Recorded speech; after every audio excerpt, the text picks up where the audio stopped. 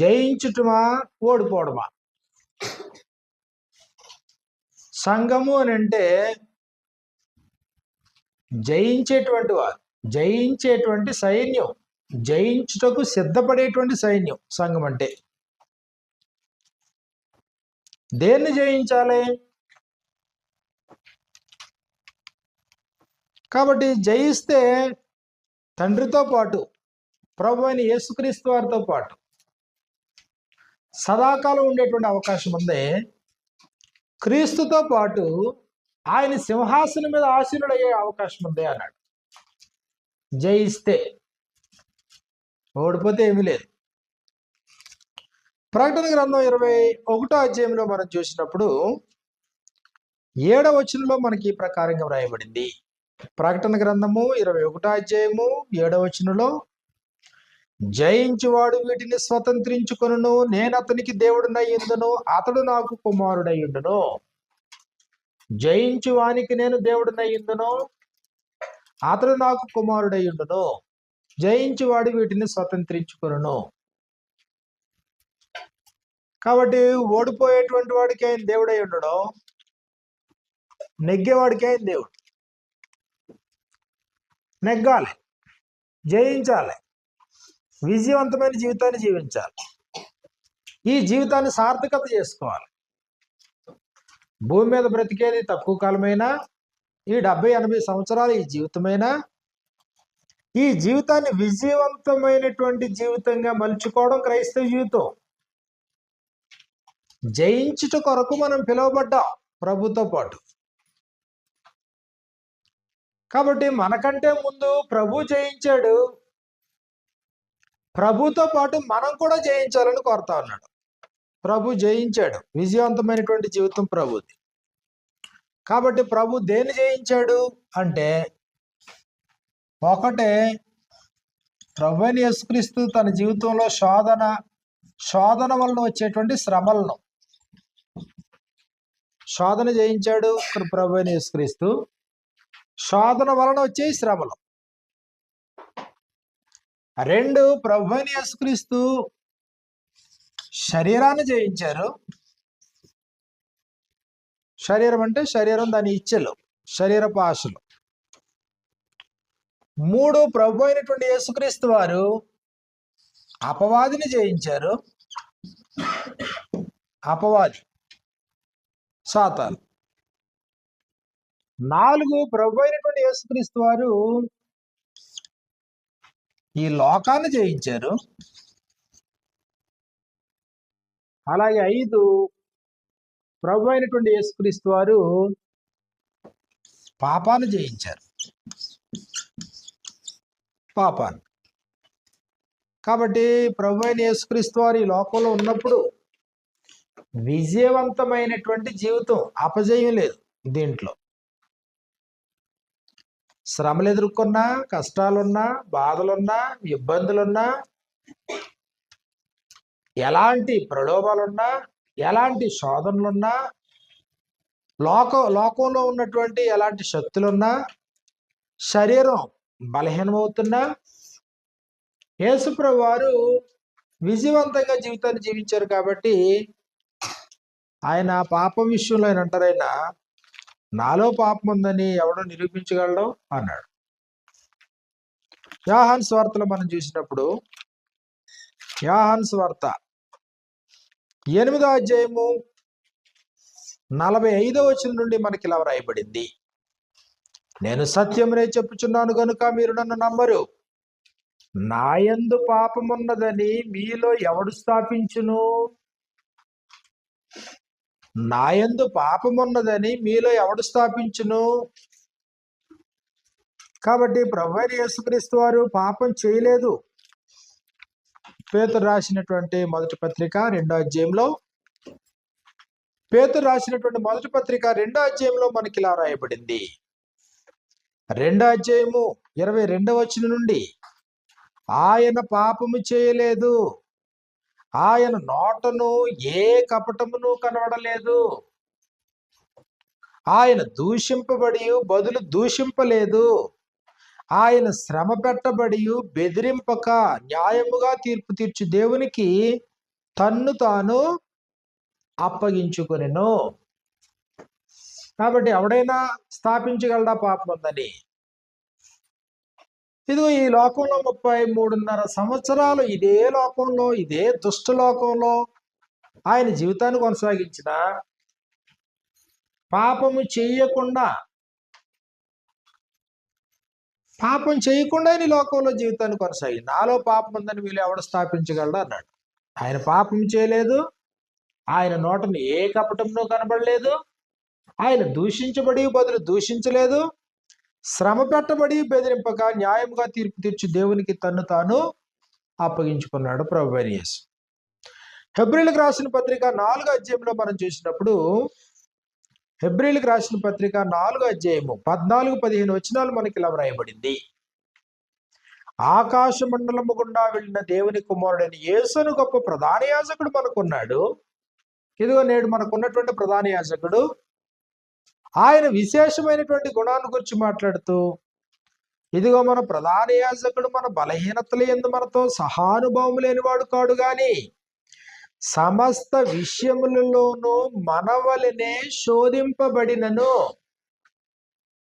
సమస్త విషయములలో మనవలనే, సగటు నరుడు ఎలా అయితే శోధించబడుతున్నాడో అదే ప్రకారముగా ప్రభువైన యేసుక్రీస్తు వారు కూడా మనవలనే శోధింపబడినను. మరేం జరిగిందంట అక్కడ? ఆయన పాపము లేనివాడుగా ఉండెను. కాబట్టి ప్రభువైన యేసుక్రీస్తు వారికి శోధనలేమి కొత్త కాదు, కానీ ఆయన పాపం చేయలేదు. అలాగని మర్త్యమైనటువంటి ఈ దేహం లేదా యేసుక్రీస్తు వారి కంటే? దేహము ఉంది, కానీ శరీరాశలకి లోబడిపోలేదు. అలాగని యేసు ప్రభు ఈ లోకంలో బ్రతకలేదంటే? ఇదిగో 33.5 సంవత్సరాలు ఈ లోకంలో బ్రతికారు, కానీ ఈ లోకంలో ఉండేటువంటి దుష్టత్వాన్ని ఆయన అంటించుకోలేదు. అలాగే అపవాది అడుగడుగున యేసు ప్రభువాన్ని ఆటంకపరుస్తూనే ఉన్నాడు. ప్రభువైన యేసుక్రీస్తు వారు అపవాదిని జయించారు. అపవాది స్వాధీనంలో ఉన్నటువంటి రాజ్యాన్ని లాక్కున్నారు. లూకా సువార్తలో మనం చూసినప్పుడు 11వ అధ్యాయంలో మనకి ఇలా వ్రాయబడింది. లూకా సువార్తలో మనం చూస్తే 11వ అధ్యాయంలో 20వ వచనం నుండి 21వ వచనం నుండి, లూకా 11:21 నుండి, బలవంతుడు ఆయుధములు ధరించుకుని తన ఆవరణమును కాచుకున్నప్పుడు అతని సొద్దు భద్రముగా ఉండును. ఎవరి బలవంతుడు అంటే? ఇదిగో ఈ లోకాధికారి. ఈ లోకాధికారి ఎవరు? అపవాది బలవంతుడు. ఎలా బలవంతుడు? సుమారు 4000 సంవత్సరాలుగా పరిపాలన చేస్తూ మనుషులందరినీ తన వశం చేసుకున్నటువంటి వాడు. రోమిలకు రాసిన పత్రిక 5వ అధ్యాయం 12వ వచనంలో మనకి ఇలా వ్రాయబడింది. రోమపత్రిక 5వ అధ్యాయం 12వ వచనంలో, ఇట్లుండగా ఒక మనుషుని ద్వారా పాపము ద్వారా మరణమును లోకంలో ఎలాగ ప్రవేశించునో అలాగునే మనుషులందరూ పాపం చేసినందున మరణం అందరికీ సంప్రాప్తమాయెను. కాబట్టి ఇది ఎప్పటి నుంచి ఎప్పటి వరకు అంటే 14వ వచనంలో చెప్పాడు, ఆయనను ఆదాము చేసిన అతిక్రమమును బోలి పాపము చేయని వారి మీద కూడా ఆదాము మొదలుకొని మోషే వరకు మరణము ఏలెను. అంటే మోషే యుగం వరకు, ప్రభువైన యేసుక్రీస్తు వారు వచ్చేటంత వరకు ఏ ప్రభుత్వం ఉందంటే? మరణ ప్రభుత్వం, అపవాది ప్రభుత్వం. అంతటి బలవంతుడు అపవాది. లూకా సువార్త 11వ అధ్యాయము 22వ వచనంలో, అయితే అతని కంటే బలవంతుడైన ఒకడు అతని పైబడి జయించినప్పుడు అతడు నమ్ముకొనిన ఆయుధములన్నిటిని లాక్కొని అతని ఆస్తిని పంచిపెట్టును. ఎవరు అతని కంటే బలవంతుడు? ప్రభు అయినటువంటి యేసుక్రీస్తు వారు అపవాది కంటే బలవంతుడు. 4000 సంవత్సరాలుగా ఆదాము నుండి మోషే వరకు తిరుగులేనటువంటి విజయాలతో అపవాది పాలన చేసిన యేసు ప్రభు వచ్చిన తర్వాత అపవాదిని నిర్వీర్యం చేశాడు ప్రభువైన యేసుక్రీస్తు వారు తన శిలువ మరణం ద్వారా. హెబ్రీయులకు రాసినటువంటి పత్రిక 2వ అధ్యాయము 14-15 వచనాల్లో మనకి ఇలా రాయబడింది. హెబ్రీయులకు రాసిన పత్రిక 2వ అధ్యాయము 14-15 వచనాల్లో, కాబట్టి ఆ పిల్లలు రక్తమాంసములు గలవారైనందున ఆ ప్రకారమే మరణము యొక్క బలము గలవానిని. మరణము యొక్క బలము కలిగిన వాడు ఎవరు? అపవాదిని. మరణము యొక్క బలము గలవాని అనగా అపవాదిని మరణము ద్వారా నశింపజేయుటకును. ఎవరు మరణం? ప్రభు అయినటువంటి యేసుక్రీస్తు వారి యొక్క మరణము ద్వారా మరణము యొక్క బలము కలిగినటువంటి అపవాదిని నశింపజేసాడట. తన మరణము ద్వారా నశింపజేయుటకు జీవితకాలం అంతయు మరణ భయముతో బ్రతుకుతున్నారు సమాజం అంతానే. ఇలాంటి మరణపు భయము అనేటువంటి దాస్యము కింద ఉన్నటువంటి వారిని విడిపించుటకు యేసుక్రీస్తు వారు కూడా రక్త మాంసంలో పాలివాడయ్యాడు. అంటే యేసుక్రీస్తు వారు రక్త మాంసంలో దేహంలోకి వచ్చి ఎన్ని రకాలుగా అపవాది శోధించినా అపవాదిని జయించాడు యేసుక్రీస్తు వారు. ఆయన చనిపోయి సమాధి చేయబడి తిరిగి లేచి అపవాది యొక్క రాజ్యానికి ముగింపు పలికాడు. అపవాది చెరలో ఉన్నటువంటి వారిని విడిపించడానికి యేసుక్రీస్తు వారు రక్తాన్ని కార్చారు. ఆయన తిరిగి లేచుట ద్వారా దేవుని యొక్క రాజ్యమునకు ఆయన రాజు అయ్యారు ఆయన.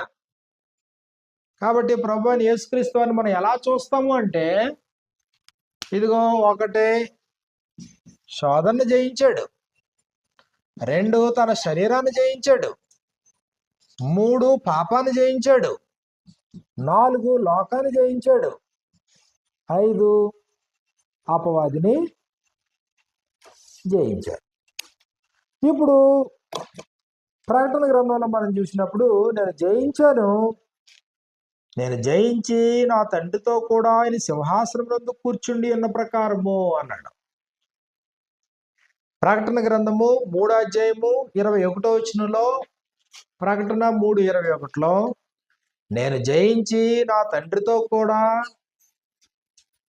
ఆయన సింహాసనం నందు కూర్చుండి ఉన్న ప్రకారము జయించు వానిని నాతో కూడా నా సింహాసనమునందు కూర్చుండనిచ్చెదను. జయించే వానిని నాతో కూడా నా తండ్రి నా సింహాసనమునందు కూర్చుండనిస్తాను. ఎవరిని? జయించు వానిని. ఎవరితో చెప్తున్నాడు? సంఘంతో చెప్తున్నాడు. ఏ సంఘంతో చెప్పాడు? ఇక్కడ లవొదికీలో ఉన్నటువంటి సంఘంతో మాట్లాడుతా ఉన్నాడు. ఆ మాటకు వస్తే ఆసియాలో ఉన్నటువంటి 7 సంఘాలకి కూడా ఇచ్చినటువంటి సందేశంలో ప్రాముఖ్యమైంది, కామన్ గా ఇచ్చింది ఇదే సందేశం. సంగమా, జయించడానికి ఉద్దేశించబడ్డావు. విశ్వాసమునకు కర్తయు దాన్ని కొనసాగించేవాడైన యేసు వైపు చూచుచు మన ముందుంచబడిన పందెంలో ఓపికతో పరిగెత్తుటకు ఉద్దేశించబడ్డావు. ఓడిపోవడానికి నువ్వు ఉద్దేశించబడలేదు. కాబట్టి నువ్వు జయిస్తేనే నాతో పాటు నువ్వు పరలోకంలో ఉంటావు. జయించేవానికి పరలోకం, జయించేవానికి ఆయన తండ్రి, జయించేటువంటి వానికే సమస్తం. ఓడిపోతే ఏమీ లేదు అన్నాడు. ప్రకటన గ్రంథం 2వ అధ్యాయంలో ఇదిగో మొట్టమొదట 7 వచనాల్లో ఎఫెసులో ఉన్నటువంటి సంఘానికి చెప్తున్నాడు. ఎఫెసులో ఉన్నటువంటి సంఘానికి ఏమని చెప్తున్నాడు? ఎఫెసులో ఉన్నటువంటి సంఘానికి 7వ వచనంలో మనకి ఇలా వ్రాయబడింది, చెవి గలవాడు ఆత్మ సంగములతో చెప్పుచున్న మాట వినుగాక. జయించు వానికి దేవుని పరదైసులో ఉన్న జీవవృక్ష ఫలములను భుజింపనెత్తును. సంఘానికి సందేశం. సంఘమునకు సందేశం ఏంటి? మొట్టమొదటి సంఘం ఎఫెసి. ఎఫెసులో ఉన్నటువంటి సంఘానికి జయించు వారికి ఏం చేస్తానన్నాడు? దేవుని యొక్క పరదైసులో ఉన్న పరదైసులో ఉన్నటువంటి జీవవృక్ష ఫలాన్ని భుజింపనెత్తారు. జీవవృక్ష ఫలములను భుజింపనిస్తాను. జీవవృక్ష ఫలాలు అనేది ఏదైనా తోటలో మనకు కనబడుతుంది. జీవవృక్ష ఫలాలు అంటే జీవవృక్ష ఫలాన్ని తిన్న తర్వాత నిరంతరము జీవిస్తాడు, అమరుడు, మరణం ఉండదు. ఇంకా ఆదికాండము 3వ అధ్యాయాన్ని మనం చూసినప్పుడు, ఆదికాండము 3వ అధ్యాయము 22వ వచనం నుండి, ఆదాం పాపం చేసిన తర్వాత అప్పుడు దేవుడైన యెహోవా, ఇదిగో మంచి చెడ్డలను ఎరుగునట్లు ఆదాము మనలో ఒకడి వంటి వాడు ఆయన కాబట్టి ఒకడు తన వేళ తన చేయి చాపి జీవవృక్ష ఫలములను కూడా తీసుకొని తిని జీవవృక్ష ఫలములను కూడా తీసుకొని తిని నిరంతరము జీవించునేమో. అంటే జీవవృక్ష ఫలాలు తినేవాడు నిరంతరం బ్రతుకుతాడు.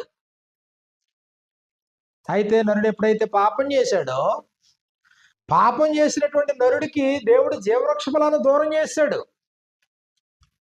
ఒకవేళ ఇదిగో పాపం చేసినటువంటి ఆదాము ఒకవేళ తన చేయి చాచి జీవవృక్ష ఫలాన్ని కూడా తీసుకుని తిని ఒకవేళ అదే స్థితిలో నిరంతరం బ్రతుకుతాడేమో. సమస్యలో ఉన్నవాడు నిరంతరం బ్రతకడం దేవుని ఉద్దేశం కాదు. కాబట్టి అది ఎందుకు ఉద్దేశించబడింది? నిరంతరము జీవించడం కొరకు ఉద్దేశించబడింది జీవవృక్ష ఫలం అనేది. అందుకని చెప్పేసి ఇదిగో 24వ వచనంలో, అప్పుడు ఆయన ఆదాముని వెళ్ళగొట్టి ఏదేను తోటకు తూర్పు దిక్కున కెరూబుల్ని పెట్టాడు కాపలాగానే, జీవవృక్షమునకు పోవు మార్గమును కాచుటకు ఇటు అటు తిరుగుచున్న ఖడ్గజ్వాలలను నిలవబెట్టాడు. ఖడ్గజ్వాలలు నిలబెట్టాడంట. ఇటు అటు తిరుగుతూ ఉంటాయి. ఒకవేళ పొరపాటున వెళ్ళే ప్రయత్నం చేస్తే వెంటనే అక్కడే చచ్చిపోతాడు, కాలిపోతాడు. అక్కడ లాక్ చేసాడు దాన్ని. మళ్ళీ ఇప్పుడు ఆ జీవవృక్ష ఫలాన్ని ఎవరికి అన్నాడు? జయించువానికి దేవుని పరదేశంలో ఉన్న జీవవృక్ష ఫలములను భుజింపనెత్తును. ఎఫెసులో ఉన్నటువంటి సంఘానికి సందేశాన్ని ఇచ్చాడు. అంటే ఇప్పుడు ఎఫెసులో ఉన్న సంఘం ఏం చేయాలన్నట్టు? లోపాలు ఉన్నాయి, నీ లోపాలను దిద్దుకో. లోపాలు ఉంటే నువ్వు జయించలేవు. నువ్వు లోకాన్ని జయించలేవు, అపవాదిని జయించలేవు, పాపాన్ని జయించలేవు, శోధన జయించలేవు, శ్రమలు వస్తే పారిపోతావు. కాబట్టి ఇదిగో నీలో లోపాలు ఉన్నాయి, బలహీనతలు ఉన్నాయి, నీలో బలాలు ఉన్నాయి. నీ బలం ఏంటో నువ్వు గుర్తించు, నీ బలహీనత ఏంటో నువ్వు గుర్తించు. ఇదిగో మొదట నీకుండిన ప్రేమను విడిచిపెట్టావు, అది నీలో నేను తప్పు మోపుతున్నాను. కాబట్టి నీవు మొదట నీకున్నటువంటి ప్రేమను తిరిగి పునరుద్ధరించు. అటు దేవుని పైన, దేవుని యొక్క సందేశం పైన, దేవుని యొక్క ప్రజల పైన వాడబారని ప్రేమ నీకు ఉండాలి. నిస్వార్థమైనటువంటి ప్రేమ నువ్వు మళ్ళీ దాన్ని పునరుద్ధరించు. సంగమా, లోపంతో నువ్వు మరణిస్తే, నువ్వు ఓడిపోతే దేవుని పరదేశంలో ఉన్నటువంటి జీవవృక్ష ఫలాలను నేను తిననివ్వను. అది తినకపోతే నువ్వు నిరంతరం జీవించే స్థితిలో నువ్వు నాతో ఉండవు. అగ్ని ఆరని, పురుగు చావని స్థితికి నువ్వు వెళ్ళిపోతావు, నరక ప్రాప్తులు అవుతావు. ఆసియాలో ఉన్నటువంటి 2వ సంఘాన్ని గురించి మనం ఆలోచన చేసినప్పుడు, ప్రకటన గ్రంథం 2వ అధ్యాయం 8 నుండి 11 వచనాల్లో మనకి ఇలా వ్రాయబడింది. 8 నుంచి 11 వచనాల్లో 11వ వచనం, సంఘములతో ఆత్మ చెప్పుచున్న మాట చెవిగలవాడు వినును గాక, జయించువాడు 2వ మరణము వలన ఏ హానియు చెందడు. అదిగో సంఘంతో మాట్లాడుతున్నాడు. రెండవది ఆసియాలో ఉన్న 2వ సంఘంతో ఏం మాట్లాడుతున్నాడంటే, జయించేటువంటి వాడంట 2వ మరణము వలన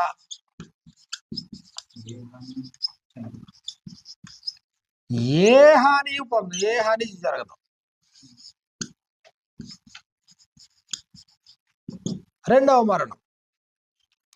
కాబట్టి 2వ మరణము అని అంటే ప్రకటన గ్రంథం 21వ అధ్యాయం 8వ వచనంలో మనకి ఈ ప్రకారంగా వ్రాయబడింది. ప్రకటన గ్రంథము 21వ అధ్యాయము 8వ వచనంలో, పిరికి వారు, అవిశ్వాసులను, అసహ్యులను, నరహంతకులు, వ్యభిచారులు, మాంత్రికులు, విగ్రహారాధికులు, అబద్ధికులు అందరూ అగ్ని గంధకములతో మండే గుండములో పాలు పొందుతారు. ఇది రెండవ మరణము అన్నాడు. ఇది రెండవ మరణం. అగ్ని గంధకములతో మండే గుండంలో పాలు పొందడం రెండవ మరణము. ఇప్పుడు జయించేటువంటి వాడు అంట ఈ రెండవ మరణం వల్ల ఎలాంటి హాని పొందడంట. మరి ఓడిపోయినాడు గ్యారంటీగా అగ్ని గంధకములతో మండే గుండంలో పాల్గొంటాడు. జయిస్తే ఈ పరిస్థితి నుంచి నువ్వు తప్పించుకుంటావు అన్నాడు. ప్రభువైన యేసుక్రీస్తు వారు మాట్లాడుతూ లోకాసు వార్త 16వ అధ్యాయము 23వ వచనంలో, ఇదిగో ధనవంతుడు చనిపోయి పాతి పెట్టబడిన అప్పుడు అతడు పాతాళంలో బాధపడుచు, 23వ వచనం నుండి ఈ ప్రకారంగా మనకు రాయబడింది. కన్నులెత్తి దూరము నుండి అబ్రహామును అతని రొమ్మున అనుకుని ఉన్న లాజరును చూచి, తండ్రివైన అబ్రామా నా యందు కనికరపడి తన వేలికొరను నీళ్లలో ముంచి నా నాలుకను చల్లార్చుటకు లాజరును పంపుము, నేను ఈ అగ్ని జ్వాలలలో యాతన పడుచున్నానని కేకలు వేసి చెప్పాను.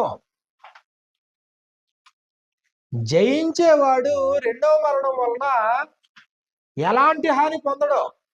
ఓడిపోతే ఇదిగో ఇది అగ్ని జ్వాలలలో యాతన పడు.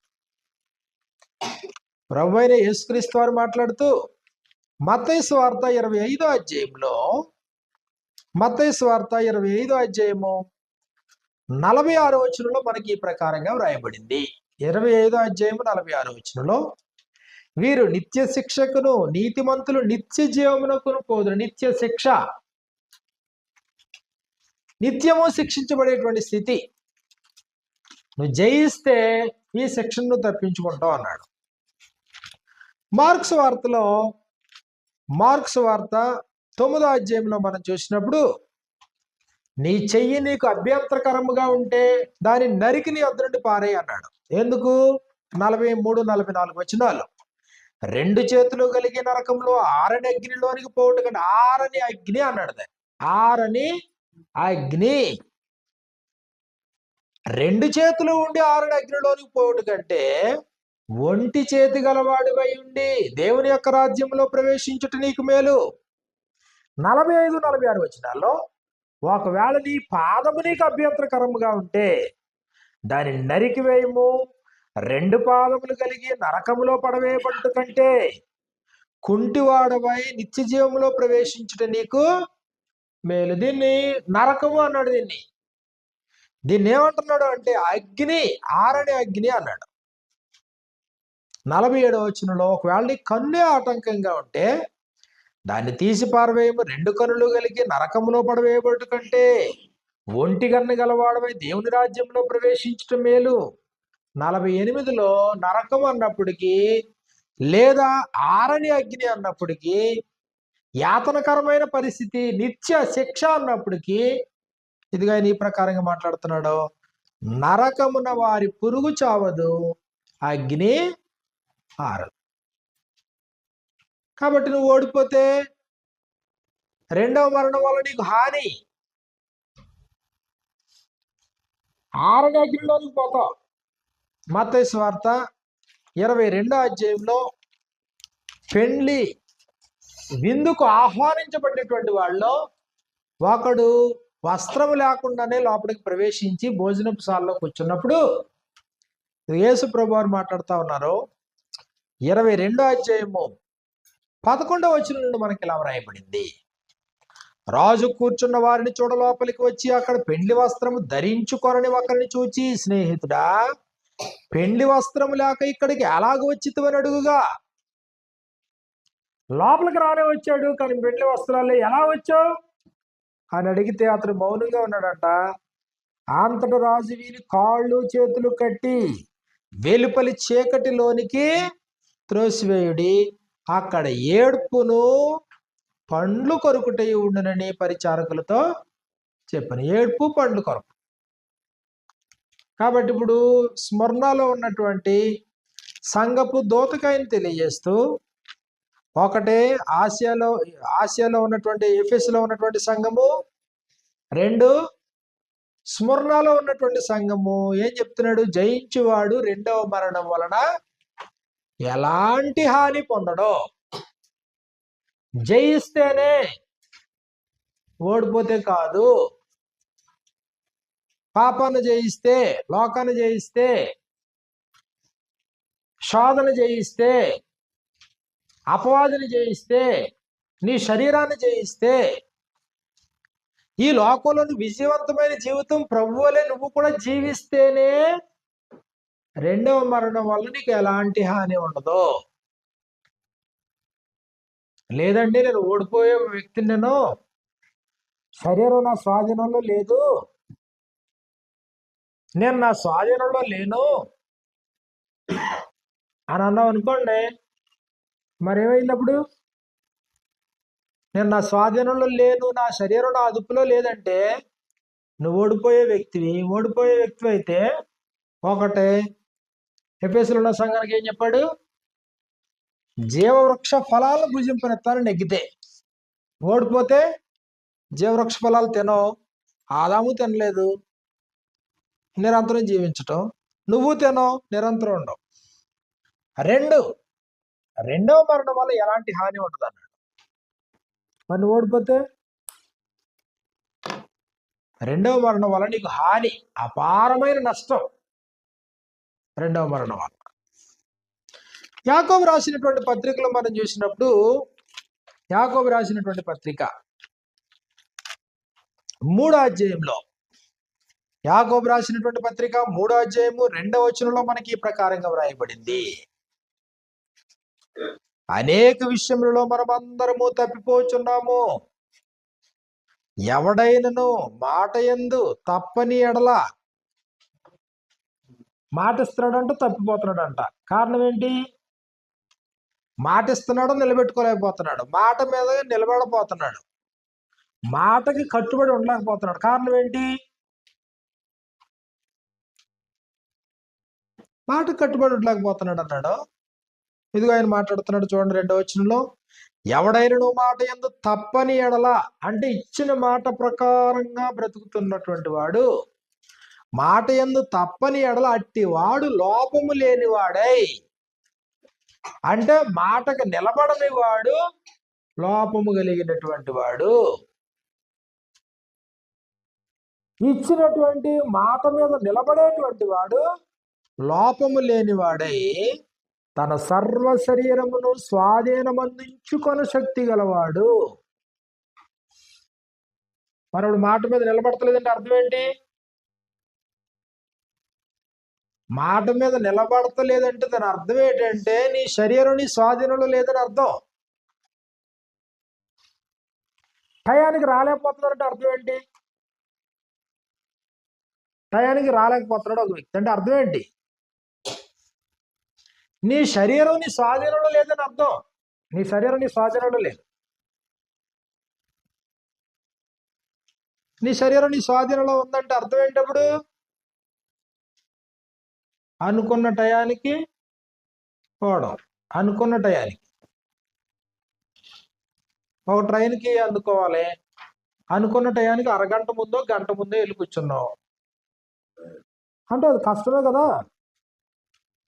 కష్టమైనా లేచావు, పరిగెట్టావు, బయలుదేరావు. బస్ ఎక్కితే ఆలస్యం అవుతుందని సొంతగా ఆటో కట్టించుకున్నావు, లేదా కారే కట్టించుకున్నావు, లేదా ఎవరినో డ్రాప్ చేయమన్నావు, టయానికి వెళ్ళిపోయావు. మరి ఆ రోజున వచ్చేటప్పుడు అంటే నీ బాడీ నీ కంట్రోల్లో ఉందా? నీ దేహం నీ స్వాధీనంలో ఉందా? ఇది 2వ వచనంలో చెప్తున్నాడు, ఎవడైనా మాట యందు తప్పని ఎడలట్టివాడు లోపం లేడు వాడే తన సర్వ శరీరమును స్వాధీనం అందించుకున్న శక్తి గలవాడు. మరి ఇప్పుడు యేసుప్రభు శరీరం యేసుప్రభు స్వాధీనంలో ఉందా? తీవ్రమైనటువంటి ఆకలిలో ఉన్నప్పుడు కూడా ఆయన శరీరం ఆయన స్వాధీనంలో ఉందా? ఆకలితో అలమటించేటప్పుడు 40 దినాలు ఆయన ఉపవాసం ఉన్న తర్వాత ఆకలి కొనగా, ఆకలితో ఉన్నటువంటి వాడు వెనక ముందు ఏం చూడడు ఆకలి తీర్చుకోవడానికి. అలాంటి పరిస్థితుల్లో కూడా అపవాది వచ్చి శోధింతుంటే యేసు ప్రభు శోధన జయించాడు. అంటే నీ శరీరం నీ స్వాధీనంలో ఉండాలి. నీ శరీరం నీ మాట వినాల. నీ ప్రమేయం లేకుండా నేను నిద్రపోతున్నావు అనుకోండి, అంటే నీ కళ్ళు నీ స్వాధీనంలో ఉన్నాయా? నీ శరీరం నీ స్వాధీనంలో ఉందా? నీ మనసు నీ స్వాధీనంలో ఉందా? నీ హృదయం నీ స్వాధీనంలో ఉందా? నీ ఇంద్రియాలు నీ స్వాధీనంలో ఉన్నాయా? అంటే నువ్వు అదుపు తప్పావు అని అర్థం. అదుపులో లేవు. ఇదిగో ఇప్పుడు సంఘంతో మాట్లాడుతున్నాడు, జయించేటువంటి వానికి జీవవృక్ష ఫలాలను భుజింపనిస్తాను. 2, జయించేటువంటి వానికి రెండవ మరణం వలన ఎలాంటి హాని ఉండదు. జయిస్తే, నువ్వు ఓడిపోతే ఏమీ లేదు. 3వ స్థానిక సంఘం మనం చూసినప్పుడు ప్రకటన గ్రంథము 2వ అధ్యాయము 12వ వచనం నుండి 17వ వచనం వరకు పెర్గము ప్రాంతంలో మరొక స్థానిక సంఘం ఉంది. పెర్గము. ఈ స్థానిక సంఘంతో మాట్లాడుతూ ఆయన చెప్తున్నాడు, ఆయన 17వ వచనంలో, సంఘములతో ఆత్మ చెప్పుచున్న మాట చెవి గలవాడు వినుగాక, జయించు వానికి మరుగై ఉన్న మన్నాను భుజింపనిత్తును. మరుగై ఉన్న మన్నా. ఒకప్పుడు ఇశ్రాయేలు వారు 40 సంవత్సరాలు అరణ్య ప్రయాణంలో విత్తనములు వేయదగని స్థలంలో, జనావాసాలు లేనిటువంటి ప్రాంతంలో, అసలు మొక్కలు కూడా పుట్టనటువంటి నేల, ఎడారి ప్రాంతంలో, నీళ్లు లేని చోట, విషపు తేళ్లు పాములు ఉండేటువంటి చోట, తీవ్రమైనటువంటి ఎండ, తీవ్రమైనటువంటి వేడి, చలి ఉన్న చోట ఇశ్రాయేలు లక్షలాది మంది ప్రయాణం చేశారు. అప్పుడు వారు ఆకలికి లేదా తమ తినేటువంటి ఆహార పదార్థాల గురించి వారు చింతించినప్పుడు దేవుడు వారికి మన్నాను అనుగ్రహించాడు. సంఖ్యాకాండంలో మనకి ఈ ప్రకారంగా మనకు రాయబడింది. సంఖ్యాకాండంలో మనం చూసినప్పుడు 11వ అధ్యాయంలో, సంఖ్యాకాండము 11వ అధ్యాయము 4వ వచనంలో, వారు ఏడ్చి, మాకు ఎవరు మాంసం పెట్టెదరు? ఐగుప్తులో మేము ఉచితముగా తినని చేపలు, కీరకాయలు, దోసకాయలు, కూరాకులు, ఉల్లిపాయలు, తెల్లగడ్డలు జ్ఞాపకంలో వచ్చిన ఇప్పుడు మా ప్రాణం సమస్యలను, ఈ మన్నా కాక మా కన్నులు ఎదుట మరి ఏమీ లేదని చెప్పుకున్నారు. ఆ మన్నా కొత్తిమీర గింజవలే ఉండెను అన్నాడు. అదిగో వారికి మన్నాను అనుగ్రహించాడు. దాని టేస్ట్ ఎలా ఉంటుందో కూడా చెప్పాడు 7వ వచనంలో. అది చూపునకు బోళలాగా ఉంటది. జనులు తిరుగుచు దాన్ని కూర్చుకొని తిరుగట విసరి లేక రోట దంచి పెనమ మీద కాల్చి రొట్టె చేసిరి. దాని రుచి కొత్త నూనె రుచి వలె ఉండెను. ఇదిగో దీంతో వీళ్ళు 40 సంవత్సరాల్లో కాలం గడిపేశారు. ఆ మన్నా ఇప్పుడు ఉందా అంటే లేదు. ఇప్పుడు జయించేవానికి ఏమి ఇస్తానన్నాడు? మరుగై ఉన్నటువంటి మన్నాను భుజింపనిత్తును.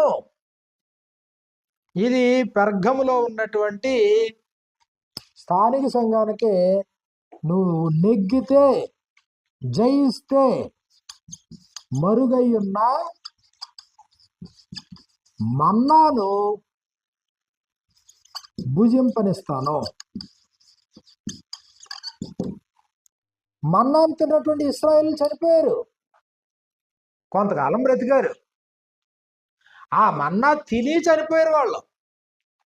కానీ మరుగై ఉన్నటువంటి మన్నాను తినేవాడు చనిపోడు, శాశ్వత కాలం ఉంటాడు, దేవునితో ఉంటాడు, తరతరాలు యుగయుగాలు ఉంటాడు. ఈ మన్నాను తినేవాడు వీడికి మీదట చావు లేదు, ఎప్పుడు జీవిస్తూ ఉండేటువంటి స్థితి. ఎవరికిది? జయించేటువంటి వారికి, జయించేవానికి. దేన్ని జయించాలి ఈరోజు క్రైస్తవులు? యేసుప్రభు వేటిని జయించాడు, మనం వాటిని జయించాలి. విజయవంతమైన జీవితాన్ని జీవించాలి. లోకంలో బ్రతుకుతున్నాం, లోకాన్ని జయించాలి. అపవాది గర్జించి సింహం వలె ఎవరిని మృంగుదురా అని తిరుగుతా ఉన్నాడు. తనకు సమయం కొంచెమని తెలుసుకుని బహు క్రోధం కలవాడే దిగి వచ్చి ఉన్నాడు. సర్వలోకాన్ని మోసపుచ్చుతా ఉన్నాడు అపవాది. నువ్వు అపవాదిని కూడా నువ్వు జయించాలి, నీ శరీరాన్ని జయించాలి. పాపం ప్రతి వారికి సమస్యగా మారింది, నువ్వు పాపాన్ని జయించాలి. నీకు ఈ లోకంలో బ్రతుకుతున్నప్పుడు శరీరం ఉంది కాబట్టి అనేక శోధనలు నీకు ఎదురవుతాయి. ఈ శోధనలో శ్రమలకి కారణమవుతాయి. నువ్వు శోధనలు జయించాలి. యేసుప్రభు ఎన్ని జయించాడు? యేసుప్రభు అన్నాడు, నేను జయించి నా తండ్రితో కూడా ఆయన సింహాసనం నందు కూర్చుండి అన్న ప్రకారము జయించేటువంటి ప్రతి వానిని నా సింహాసనం మీద కూర్చుండనిస్తాను. అంటే క్రైస్తవులుగా, క్రీస్తు ప్రభు యొక్క సైనికులుగా జయించటానికే ఈ సైన్యం, ఓడిపోవడానికి కాదు. సాధారణంగా సైన్యం అన్నప్పటికీ ఓటమి గెలుపు, ఓటమి గెలుపు, ఓటమి గెలుపు ఉంటాయి. కానీ క్రీస్తు సైన్యం యొక్క ఉద్దేశం ఓడిపోవడానికి కాదు, గెలవడానికే సైన్యం, గెలవడానికే క్రైస్తవ్యం, గెలవడానికే పరిశుద్ధ సమూహం, గెలిపే ధ్యేయంగా ప్రయాణం. అంతం వరకు సహనంతో, ఓర్పుతో, పరిస్థితులు ఎలాగున్నా ఇదిగో సైనికుడు తన ప్రాణాన్ని కూడా లెక్క చేయకుండా తన్ను దండులో చేర్చుకున్న వాడిని సంతోషపెట్టవల్లని ఈ జీవన సంబంధమైన వ్యాపారాల్లో చిక్కుకోడు అన్నాడు సైనికుడు. ఈ జీవన సంబంధమైన వ్యాపారంలో చిక్కుకున్నాడు అనుకోండి సైనికుడు, ఏమైపోద్దప్పుడు? ఓడిపోతారు. తిమోతికి రాసినటువంటి 2వ పత్రికను మనం చూసినప్పుడు 2వ అధ్యాయము 3-4 వచనాల్లో మనకి ఇలా వ్రాయబడింది. తిమోతికి రాసినటువంటి 2వ పత్రిక 2వ అధ్యాయం 3-4 వచనాల్లో, క్రీస్తు యేసు యొక్క మంచి సైనికుని వలె, మంచి సైనికుడు అంట. క్రీస్తు యేసు యొక్క సైనికులు మనం, బార్డర్లో ఉండే సైనికులు కాదు, ఎయిర్ ఫోర్స్లో ఆర్మీలో ఉండే సైనికులు కాదు మనం. క్రీస్తు యేసు యొక్క మంచి సైనికుని వలె నాతో కూడా శ్రమను అనుభవించుము. సైనికుడు ఎవడును యుద్ధమునకు పోవునప్పుడు ఒక పక్కనేమో యుద్ధం ఉంటే ఒక పక్కన పెళ్ళం పిల్లలు గుర్తొస్తారా? ఓ పక్కన యుద్ధం ఉంటే మరొక పక్కన ఇల్లు, వాకలో, వెండి, బంగారం, డబ్బులు, ధనధాన్యాలు గుర్తొస్తాయా? ఇదిగో పరిస్థితిని చూస్తే సైనికుడు ఎవడును యుద్ధమునకు పోవునప్పుడు తన్ను దండులో చేర్చుకొనిన వారిని సంతోషపెట్టవలెనని, భార్య పిల్లల్ని సంతోషపెట్టడం ఉద్దేశం కాదు అక్కడ. నిన్ను ఎవరైతే దండులో చేర్చుకున్నారో, అంటే నువ్వు ఏ గవర్నమెంట్కి అయితే సంబంధించిన వాడు, నువ్వు ఇండియన్ ఆర్మీ అనుకోండి, అది ఇండియన్ గవర్నమెంట్ని సంతోషపెట్టడానికి నువ్వు యుద్ధం చేస్తావు, అవసరమైతే ప్రాణం కోల్పోతావు. ఒకవేళ నువ్వు పాకిస్తాన్కి సంబంధించిన సైనికుడు అనుకో, నిన్ను దండులో చేర్చుకున్నది పాకిస్తాన్ గవర్నమెంట్. దండులో చేర్చుకున్నటువంటి ఆ గవర్నమెంట్ని సంతోషపెట్టడానికే భార్యని, పిల్లల్ని, ఇల్లు, ఆకలు, అన్నదమ్ములు అన్ని మర్చిపోతారు. దేనికి ముందుకెళ్తావు? యుద్ధం చేయడానికి. యుద్ధంలో ఒకవేళ చావు ఎదురైనా చచ్చిపోవడానికే లేదా చంపడానికే. మొత్తం మీద ఏం కావాలా? విజయమో వీరమరణమో. సైనికుడు ఎవడును యుద్ధమునకు పోవునప్పుడు తను దండులో చేర్చుకుని వారిని సంతోషపెట్టవలనని ఈ జీవన వ్యాపారములలో చిక్కుకొనడు. మరి ఇప్పుడు జీవన వ్యాపారంలో చిక్కుంటే యుద్ధం చేయగలడా? యుద్ధంలో గెలవగలడా? కాబట్టి ఇదిగో మనం క్రీస్తు సైనికులుగా మనం ముందుకు వచ్చాం. ఈ జీవన వ్యాపారాలు మనకు ఉంటాయా, ఉండవా? జీవన వ్యాపారాలు మనకు లేవా? ఐహిక విచారాలు అన్నాడు. ఐహిక విచారాలు, దేహపరమైన విచారాలు అన్నాడు. దేహపరమైన విచారాలు ప్రమాదకరమైనవి అన్నాడా? పర్లేదులే మీరు మేనేజ్ చేసి వచ్చానాడా? లూకాసు వార్త 8వ అధ్యాయంలో మనం చూసినప్పుడు, లూకాసు వార్త 8వ అధ్యాయంలో 14వ వచనం మనకి ఇలా వ్రాయబడింది. లూకాసు వార్త 8వ అధ్యాయము 14వ వచనంలో, ముండ్ల పొదలలో పడిన విత్తనమును పోలిన వారు ఎవరనగా, విని కాలము గడిచిన కొలది ఈ జీవన సంబంధమైన విచారముల చేతను, ఈ జీవన సంబంధమైన విచారముల చేతను, ధన భోగముల చేతను అణిచివేయబడి పరిపక్వముగా ఫలింపని వారు. ఈ జీవన సంబంధమైన విచారాలు. మరి నువ్వు ఒక సైనికుడివి, నువ్వు జయించాలనేటువంటి తీర్మానంతో నువ్వు పరిగెడుతున్నావు. నువ్వు సహనంతో నువ్వు జయించి ప్రభుతో కూడా ఆయన సింహాసనం ముందు కూర్చుండడానికి, మరుగై ఉన్నటువంటి మన్నాను భుజించటానికి, జీవవృక్ష ఫలాన్ని తినడానికి ఇదిగో నువ్వు ప్రయాణం చేస్తున్నావు. మళ్ళీ జీవనపరమైన వ్యాపారాలు చిక్కుకున్నావు అనుకోండి, ఏమవుతుంది మళ్ళీ ఇప్పుడు? ఇదిగో నీతో పాటు ఈ ముళ్ళ తుప్పలన్నీ పెరిగినాయి, ముళ్ళ తుప్పలన్నీ అణిచేస్తే వాడు నిష్ఫలుడు అవుతాడు అన్నాడు. మార్కు సువార్త 4వ అధ్యాయము 18-19 వచనాల్లో మనకి ఇలా వ్రాయబడింది. మార్కు సువార్త 4వ అధ్యాయం 18-19 వచనాల్లో, ఇతరులు ముండ్ల పొదలలో విత్తబడిన వారు, వీరు వాక్యం విందురు గాని ఐహిక విచారములను, ధన మోసమును, మరి ఇతరమైన అపేక్షలను లోపలికి చొచ్చి, ఐహిక విచారము, ధన మోసమును, ఐహిక విచారములను లోపలికి చొచ్చి ఏం చేస్తున్నాయంట? వాక్యమును అణిచివేయను గనుక వాడేమవుతున్నాడు? వాడు నిష్ఫలుడు. అసలు జీవితం పోయింది. అప్పుడు నువ్వు ఓడిపోతున్నావు. నువ్వు ఓడిపోతే పరలోకం ఉందా? ఓడిపోవడానికి సంఘమా? ఓడిపోవడానికి ప్రభు నిన్ను కడగాల? ఓడిపోవడానికి నీకు పాపక్షమాపణ కావాలా? ఓడిపోయేవాడికి ఆయన దేవుడై ఉంటాడా? ఓడిపోయేవాడికి నువ్వు కుమారుడువా? లోకాసు వార్త 21వ అధ్యాయము 34వ వచనంలో మనకి ఈ ప్రకారంగా వ్రాయబడింది. లోకాసు వార్త 21వ అధ్యాయము 34వ వచనంలో, మీ హృదయములు ఒకవేళ తిండి వలనను, మత్తు వలనను, ఐహిక విచారముల వలనను మందముగా ఉన్నందున, ఒకవేళ మీ హృదయాలు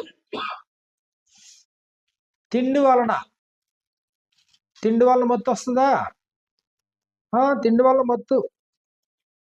ఒకవేళ మీ హృదయములు ఒకవేళ తిండి వలనను, మత్తు వలనను, ఐహిక విచారముల వలనను మందముగా ఉన్నందున, తిండి వలన ఎలాగైతే మత్తెక్కిపోతారో, ఐహిక విచారాల వలన కూడా ఆత్మీయంగా మత్తెక్కిపోతారు మనుషులు.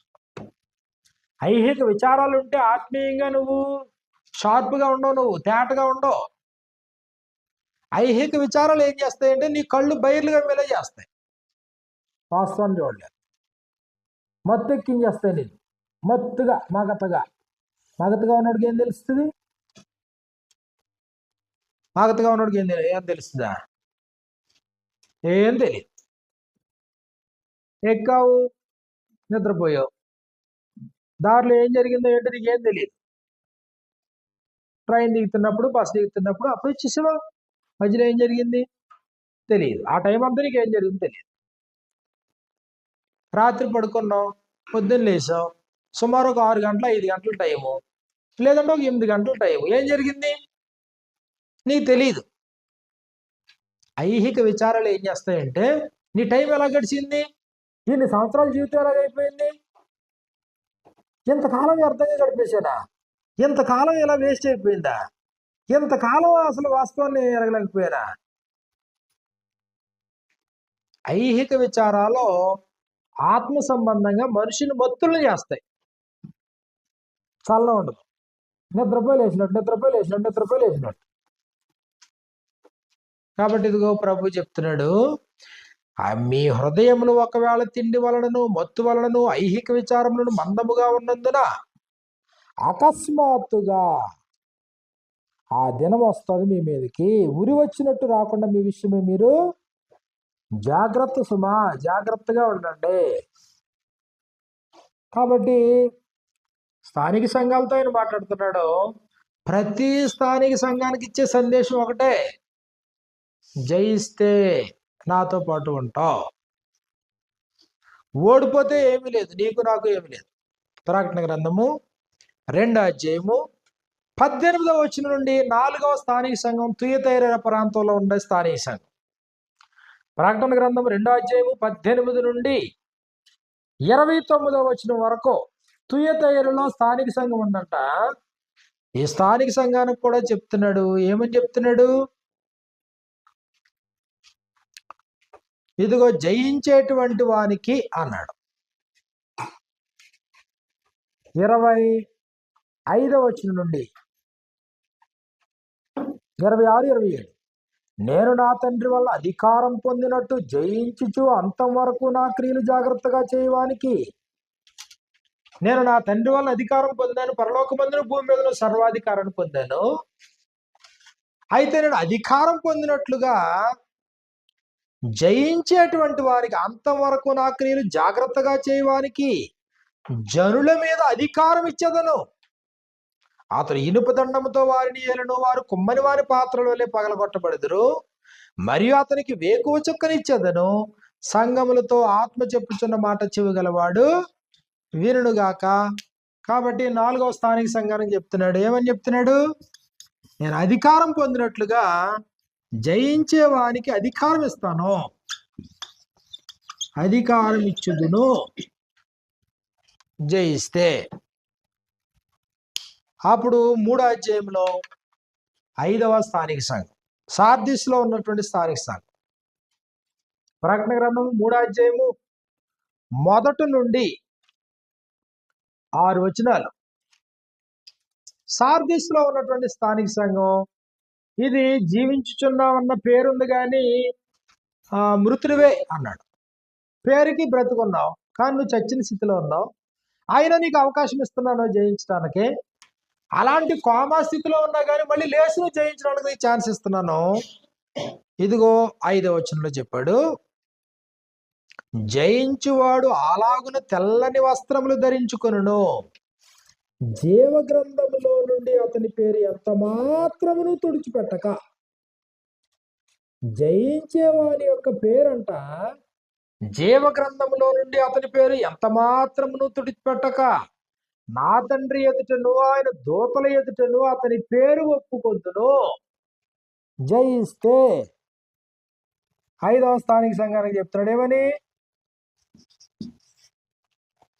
జీవ గ్రంథం ముందు ఆయన పేరు ఉంటది. జీవ గ్రంథము నుండి ఆయన పేరు ఎంత మాత్రము తుడిచిపెట్టను.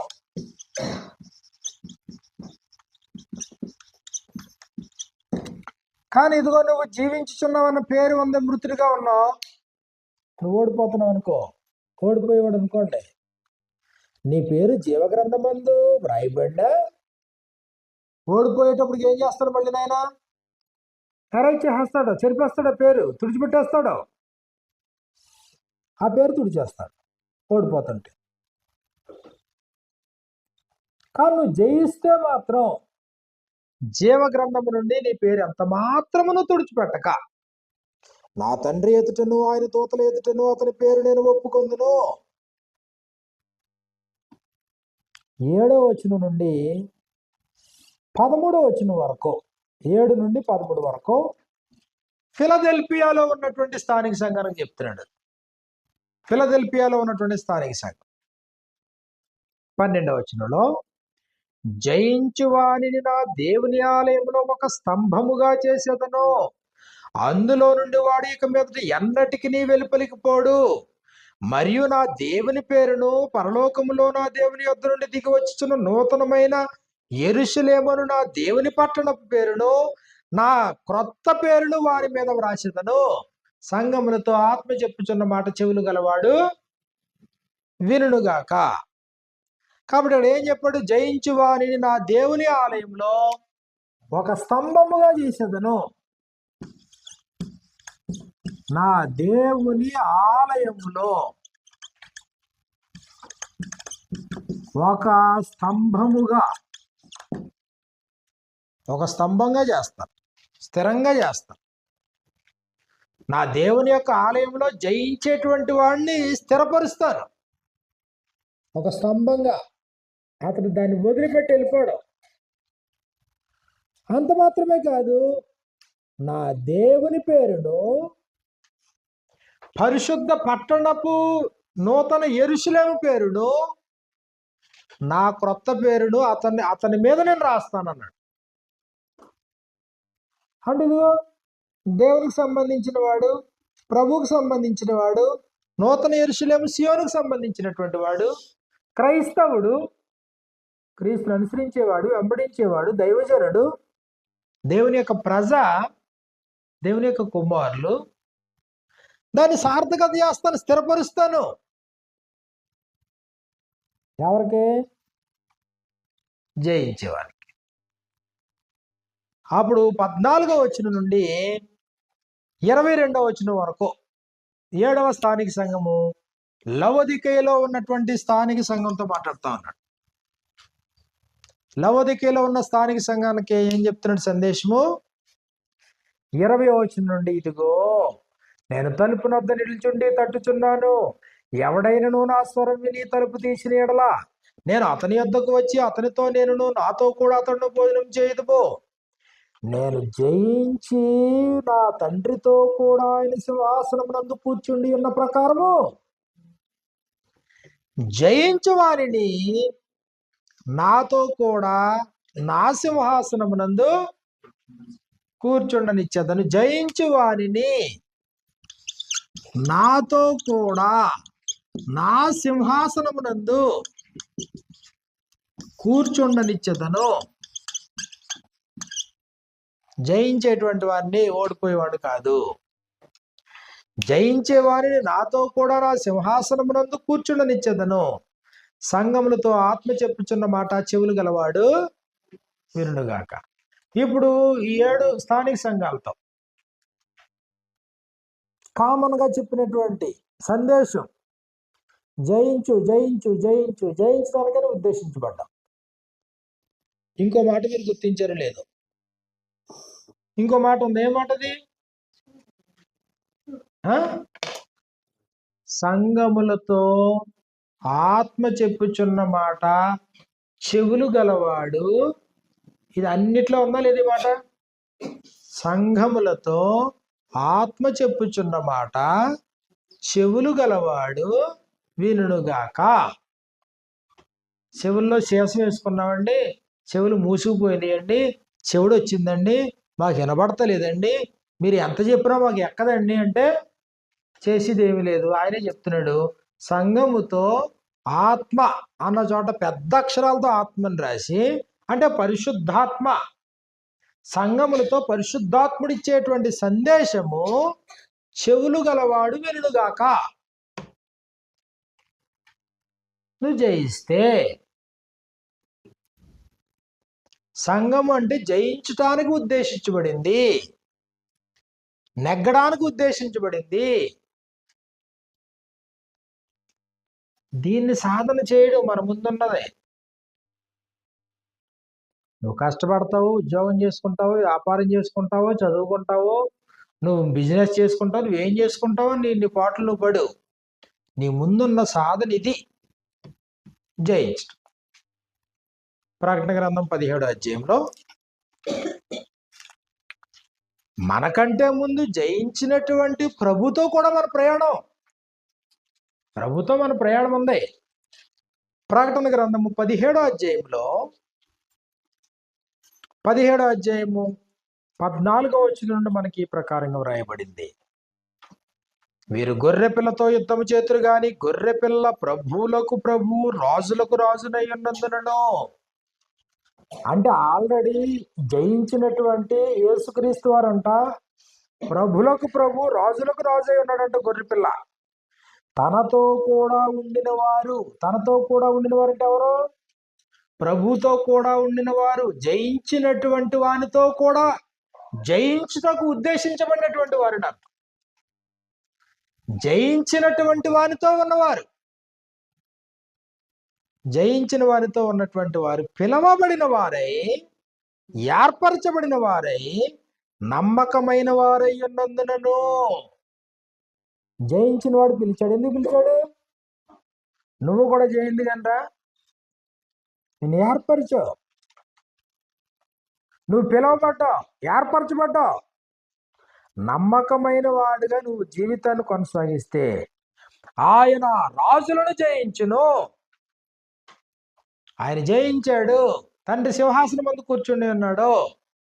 ఆయనతో పాటు నువ్వు కూడా ప్రయాణం చేస్తే, జయించినటువంటి క్రీస్తు ప్రభుతో పాటు నువ్వు ప్రయాణం చేస్తే నువ్వు జయిస్తావు. జయించుట కొరకు ఉద్దేశించబడ్డావు.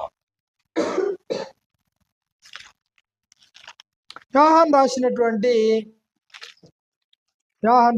మొదటి పత్రిక 5వ అధ్యాయంలో, యోహాను రాసినటువంటి మొదటి పత్రిక 5వ అధ్యాయంలో మనకి ఈ ప్రకారంగా మనకు రాయబడింది.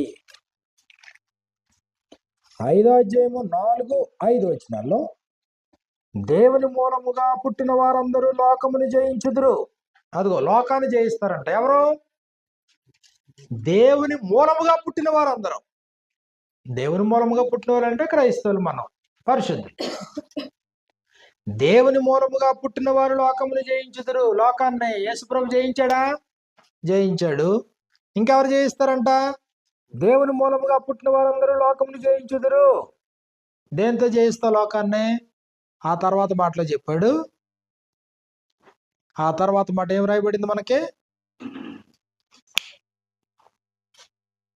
లోకమును జయించిన విజయము మన విశ్వాసమే. లోకాన్ని జయించగలం. దేనితోని? విశ్వాసముతో లోకాన్ని జయించగలం. ఎంత బలమైన విశ్వాసం నీకుంటే అంత త్వరగా లోకాన్ని జయించగలం.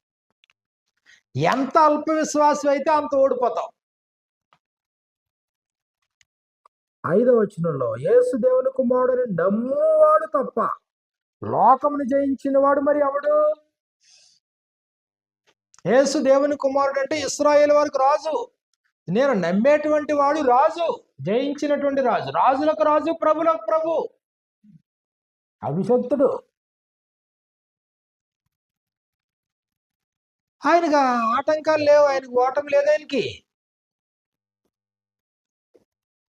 మరి ఇప్పుడు ఆయన నమ్మినటువంటి నాకు ఓటం ఉందా?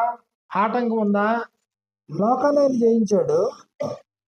లోకాన్ని అన్నప్పటికీ లోకంలో ఉన్నదంతా ఏముందన్నాడు? లోకంలో 2వ అధ్యాయంలో, యోహాను రాసిన మొదటి పత్రిక 2వ అధ్యాయము 15-17 వచనాలు మనకి ఇలా వ్రాయబడింది. ఈ లోకమునైనను లోకంలో ఉన్న వాటినైనను ప్రేమింపకుడి. ఎవడైనను లోకమును ప్రేమించినలా తండ్రి ప్రేమ వారిలో ఉండదు. లోకములో ఉన్నదంతయు అనగా శరీరాశయు, నేత్రాశయు, జీవపడంబమును. లోకములో ఉన్నదంతా ఇదిగో శరీరాశ, నేత్రాశ, 3 గర్వం, అహంకారం, బడాయి, గొప్పతనం. శరీరాశ, నేత్రాశ, జీవపడము, లోకంలో ఉన్నదంతా ఇదే. దీన్ని దేంతో జయించగలవు? విశ్వాసముతో జయించగలవు. విశ్వాసముతో లోకాన్ని జయించగలవు. విశ్వాసంతో లోకాన్ని జయించగలవు. విశ్వాసం లేదనుకోండి, నమ్మకం లేదు నీకు, వాటమి లోకం ఓడించేది. నేను లోకం చేతిలో నువ్వు ఒక బానిస అయిపోతావు. లోకం నీ యజమాని అయితే లోకానికి నువ్వు బానిసవు. నువ్వు లోకపు ఆశలకు బానిసవు. లోకం ఎలా ఎగరమంటే అలా ఎగురుతావు, ఎలా గంతులేయమంటే అలా గంతులేస్తావు. లోకం పోకడా నీకు వేదం కింద ఉంటుంది. లోకం ఏం చెప్తే అది, సమాజం ఏం చెప్తే అది. సమాజం ఏ ట్రెండ్ మారిస్తే ఆ ట్రెండ్. సమాజం యొక్క పోకడే నీకు దాన్ని అనుకరించుకుంటూ పోతావు అంతే. ఇంక దాంట్లో హేతుబద్ధత ఉండదు, ఆలోచన ఉండదు, ఇంకేం ఉండదు. ఇంక అంటే లోకం ఏం చేసింది? నిన్ను కొనేసుకుంది. లోకం యొక్క పరిస్థితుల్లో, లోకపు ఆశల్లో, శరీరాశ. నీ శరీరం ఏం కోరుకుంటుంది, నీ నేత్రాలు ఏం కోరుకుంటే ఏం ఆశిస్తేవి, నువ్వు సంపాదించుకున్న దాన్ని బట్టి నీలో గర్వం, అహంకారం, అతిశయం. యేసు ప్రభు లోకాన్ని జయించాడు. ఇప్పుడేమన్నాడు? దేవుని మూలముగా పుట్టిన ప్రతివాడు లోకాన్ని జయిస్తాడు. యేసుప్రభు వారు బలవంతుడైనటువంటి అపవాదిని అంతకంటే బలవంతుడిగా వచ్చి అపవాదిని జయించాడు. మనం కూడా అపవాదిని జయిస్తామని చెప్పాడు. ఎఫెసీయులకు రాసిన పత్రిక 6వ అధ్యాయం 11వ వచనం నుండి మనకి ఇలా వ్రాయబడింది. మీరు అపవాది తంత్రములు ఎదిరించుటకు శక్తిమంతుడగినట్లు దేవుడిచ్చే సర్వాంగ కవచాన్ని ధరించుకుంటే అపవాదిని జయిస్తావు. అపవాదిని ఎలా జయించవచ్చు అంట? సర్వాంగ కవచము ధరించుకుంటే. సర్వాంగ కవచం, తలకేమో హెల్మెట్, శిరస్త్రాణము అన్నాడు, రక్షణ. ఇదిగో చెస్ట్ భాగం అంతానేమో మైమరు, నీతి అనే మైమరు తొడుక్కుని, వస్త్రాన్ని తొడుక్కుని, నడుం బలానికేమో సత్యం అనే దట్టి కట్టుకుని సత్యం మీద నిలబడి, పాదాలకేమో సమాధాన వలనైన స్వార్థ అనేటువంటి సిద్ధ మనస్సు అనే జోడు తొడుక్కుని, ఇదిగో 2 చేతుల్లో విశ్వాసం అనే డాలు పట్టుకుని, ఆత్మ ఖడ్గము మరొక చేతితో పట్టుకుని, అవతల నుంచి ఆ అగ్ని బాణాలనేమో విశ్వాసం అనే డాలుతో ఆపుతాం, ఆత్మ ఖడ్గం వాక్యం అనేటువంటి ఆత్మ ఖడ్గంతోనేమో ఇదిగో నువ్వు దుష్టుని ఎదిరిస్తావు, సిద్ధ మనస్సు అనేటువంటి జోడుతోనేమో నువ్వు పరిగెడతావు సమాధానకరమైన స్థితి కొరకు, నీతి అనే మైమరువుతోనేమో ఎలాంటి శక్తులైనా నువ్వు ఆపగలవు నీతితో, న్యాయంతో. తలకేమో ఏముండాలా? హెల్మెట్ ఉండాలి తలకి, రక్షణ భాగ్యం ఉండాలి మనిషికి, రక్షించబడిన స్థితి ఉండాలి. నడానికి బలం, ఏ బలం ఇది? సత్యము. ప్యాంటు జారిపోకుండా ఉంటుంది, గట్టిగా ఉంటారు. నడుం బలం ఉంటే మనిషి స్ట్రెంగ్గా ఉంటాడు. నడుం బలం సరిగా లేదనుకోండి మనిషి నిలబడలేడు. ఇప్పుడు ఇవన్నీ ధరించావనుకో, దేవుడిచ్చే సర్వాంగ కవచాన్ని ధరించుకున్నావు అనుకో, అప్పుడు అపవాదిని జయించగలవు. నాకు రక్షణ లేదండి, సత్యం నాకు తెలియదండి, దేవుని వాక్యం అనే ఆత్మ ఖడ్గం నాకు తెలియదండి, విశ్వాసం అనే డాలు వీక్గా ఉందండి, సమాధానకరమైన సిద్ధ మనస్సు అనేటువంటి జోళ్ళు సరిగా లేవండి అన్నామనుకోండి, నీతి లేదండి అన్నామనుకోండి, అపవాది ఇట్టే ఓడించేస్తాండి. చాలా సునాయాసంగా నేను దాటిపోతాను. నిలబడం, ప్రస్తుతం నిలబడితే నిలబడన్నా అనుకున్నాం అంతే, భ్రమలో కొనసాగుతున్నాం అంతే, అంతవరకు నిలబడు, గ్యారంటీగా నిలబడు. ఇవన్నీ ఉన్నప్పుడు, తగినంత రక్షణ ఉన్నప్పుడు, తగినంత ప్రొటెక్షన్ ఉన్నప్పుడు, నువ్వు యుద్ధం చేయడం మాత్రమే కాదు, అవతల నుంచి వచ్చినటువంటి అగ్ని బాణాలను నువ్వు ఆర్పాలా, ఎదిరించాలా. అపవాదిని ఎదిరించుడి, అప్పుడు అతను మీ యుద్ధం నుండి పారిపోవును అన్నాడు. నువ్వు ఎదిరిస్తే పారిపోతారంట. కాబట్టి ఇదిగో అపవాదిని జయించాలన్నాడు, అపవాదిని జయించాలి. శరీరాన్ని ఎలా జయిస్తావు?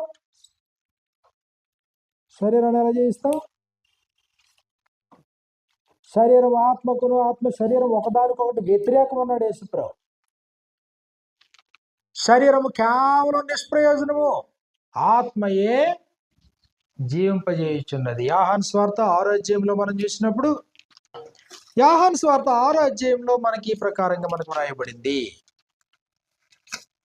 యోహాను సువార్త 6వ అధ్యాయము 63వ వచనంలో, ఆత్మయే జీవింపజేయుచున్నది, శరీరము కేవలం నిష్ప్రయోజనం. నేను మీతో చెప్పి ఉన్న మాటలు ఆత్మీయ జీవమునై ఉన్నవి కానీ మీకు అది అర్థం కావట్లేదు అన్నాడు యేసు. ఆత్మ జీవం, శరీరం ఆత్మ వేరు, శరీరం వేరు. శరీర సంబంధులకు ఆత్మ సంబంధమైన విషయాలు ఎక్కువ, ఆత్మ సంబంధమైన విషయాలు అర్థం చేసుకుంటారు.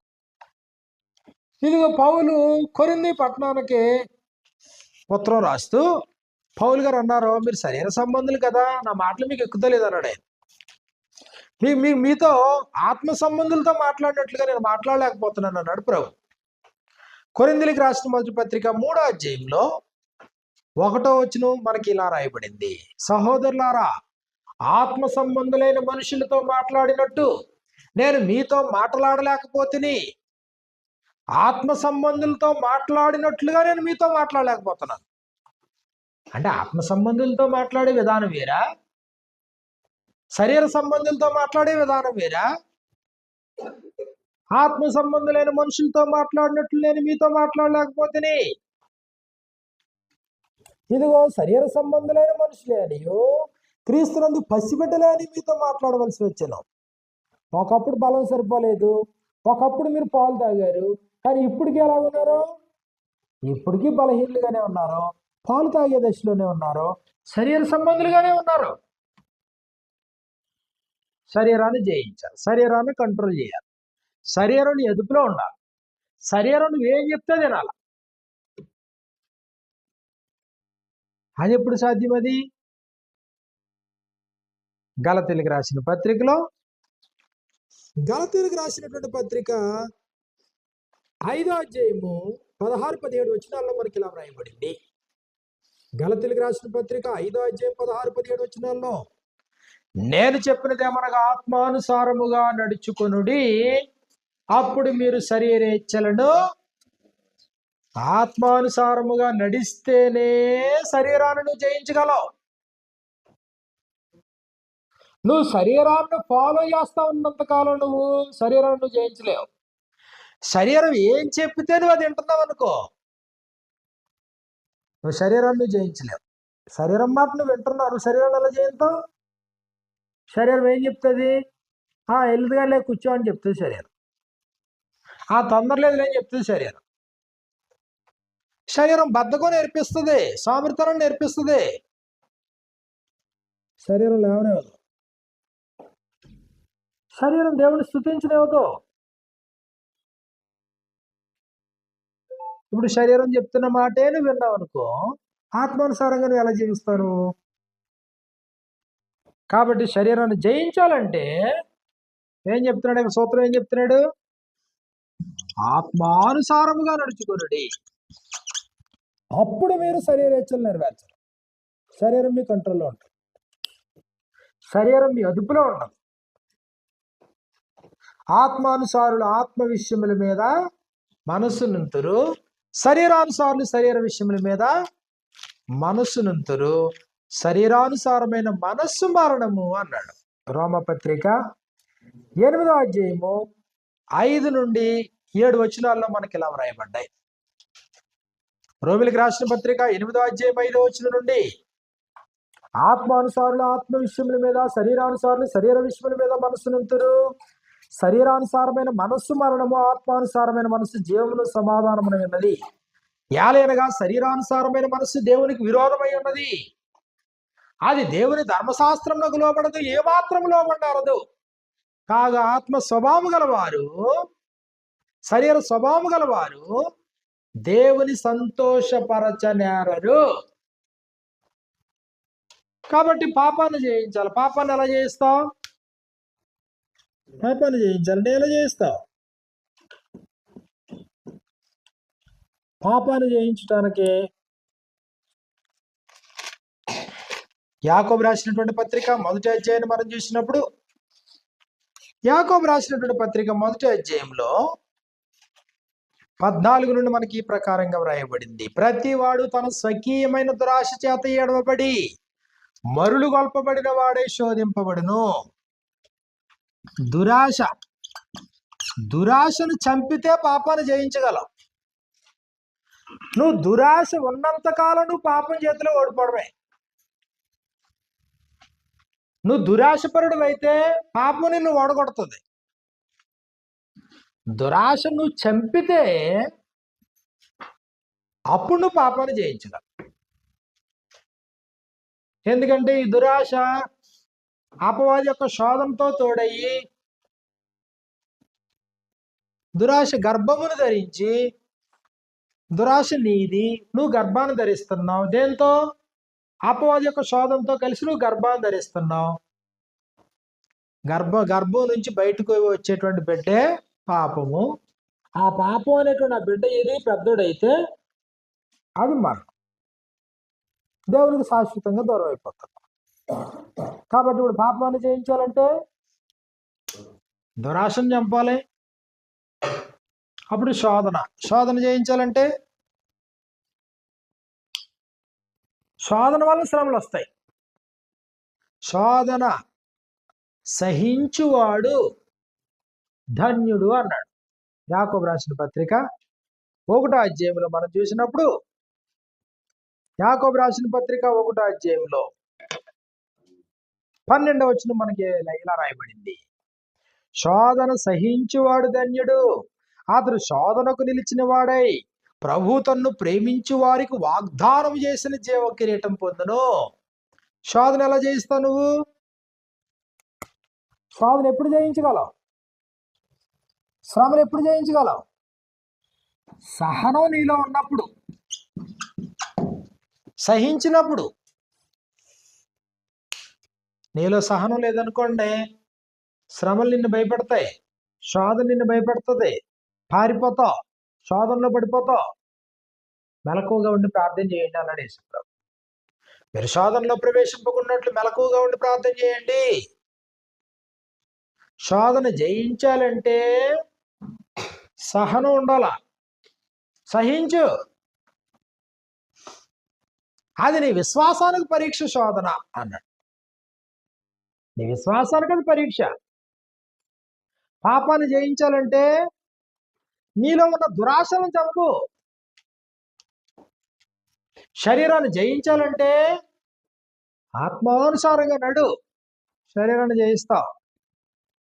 అపవాదిని జయించాలంటే దేవుడిచ్చే సర్వాంగ కవచాన్ని ధరించుకో. లోకాన్ని జయించాలంటే లోకముని జయించిన విజయం మన విశ్వాసంతోనే లోకాన్ని జయించగలం. లేదనుకోండి, క్రైస్తవ జీవితం జీవిస్తాం, చివరికి పరిస్థితి ఎలా ఉంటుంది? వాటమి వాటమి వాటమి వాటమి. నిన్ను ఓడించేది ఎవరు? నీ శరీరం నిన్ను ఓడిస్తుంది, లోకం నిన్ను ఓడిస్తుంది, అపవాది నిన్ను ఓడిస్తాడు, శ్రమలు నిన్ను ఓడిస్తాయి. ఇంకేమున్నాయి? పాపం నిన్ను ఓడిస్తుంది. ఇన్నిసార్లు ఓడిపోయినాడు ఇప్పుడు దేవుడు నువ్వు నా కుమారుడు అంటాడా? ఓడిపోయినటువంటి వాడికి ఇదిగో పరదేశంలో జీవవృక్ష ఫలాన్ని తినెత్తానంటాడా? నువ్వు ఓడిపోతే రెండవ మరణం వల్ల నీకు ఏ హాని ఉండదని చెప్తాడా?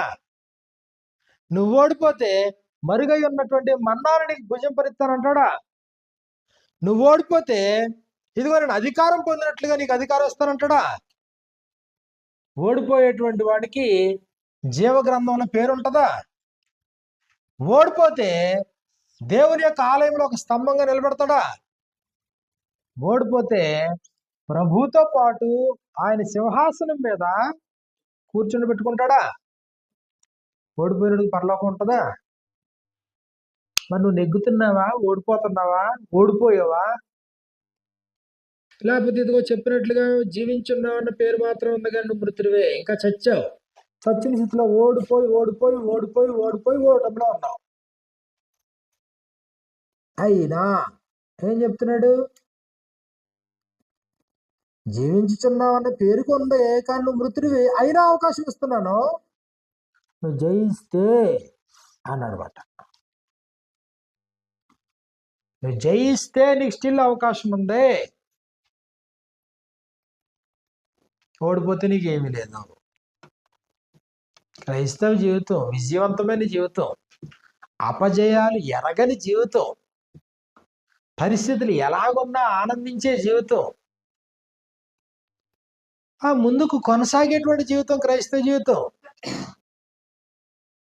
అలా జీవితాన్ని కొనసాగించాలా? లేదండి, ఎంతో కొంత భక్తి, ఎంతో కొంత విశ్వాసం, మాకు వీలైతే వస్తాం, లేకుంటే మేము రాము, మాకు వీలు కుదిరితే ఆరాధన, లేకపోతే ఆరాధన ఉండదు, మాకు భజన ఉండదు. దేవుడు అంటే మాకు ఆప్షనల్ అండి, దేవుడు మాకు సీరియస్నెస్ ఏం లేదు, మాకు నిద్రపోతాం, నిద్రలో ఎప్పుడో లేచినప్పుడు దేవుడు గుర్తొస్తాడు, అప్పుడు ప్రార్థన, అప్పుడు దైవ ధ్యాస. ఆదివారం మాత్రం ఫుల్ ఛార్జింగ్ పెట్టుకుంటాం, మళ్ళీ శనివారానికి సప్పగా అడిగిపోతాం. ఇది మా బ్రతుకు అంటే పరలోకాన్ని ఆశించాల్సిన పనే లేదు. దేవునితో తరతరాల యుగాలు ఉండేటువంటి ఆ వైభవాన్ని దాన్ని కలగనాల్సినటువంటి పనే లేదు. బైబిల్ గ్రంథం ద్వారా దేవుడు స్పష్టంగానే మాట్లాడుతూ ఉన్నాడు. ఆసక్తితో వాక్యం ఉన్న మీలో ప్రతి వారికి హృదయపూర్వకమైన కృతజ్ఞతలు.